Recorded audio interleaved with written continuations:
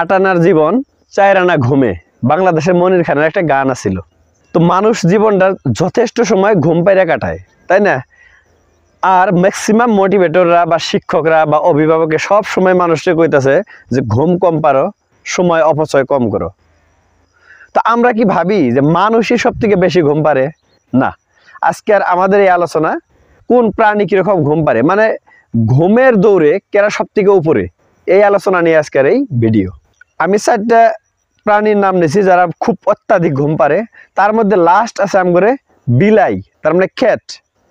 এরা ঘুম পারে প্রত্যেক 24 ঘন্টার ভিতরে এভারেজ 14 ঘন্টা। এটা কি আমগরে জানা ছিল? বোধ হয় না। তারপর নেক্সট আসতে স্লোথ নামের একটা জীব।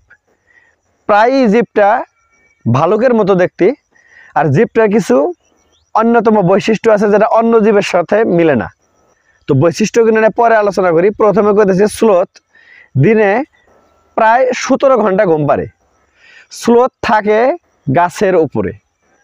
এর আজব কাণ্ডটা হলো 24 ঘন্টার ভিতরে 17 ঘন্টা ঘুম পারে, তারপরেও এক সপ্তাহ পরে পরে মানে উইকেন্ডে একবার করে গাছ থেকে নিচে নেমে আসে শরীরটার অল্প রিফ্রেশমেন্ট করার জন্য।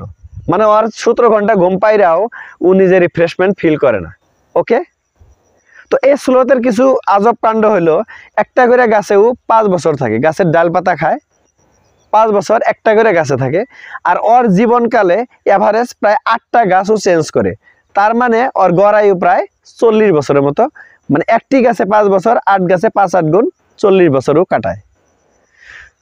তো নেক্সট যে জীবটা, ওই জীবটা হলো পাইথন, মানে অজগর। এ 24 ঘন্টার ভিতরে ঘুম পারে 18 ঘন্টা। তো আজকের আমগরে আলোচনা সব থেকে টপ স্থানে যার পজিশন, ওইটা হলো লিজার্ড।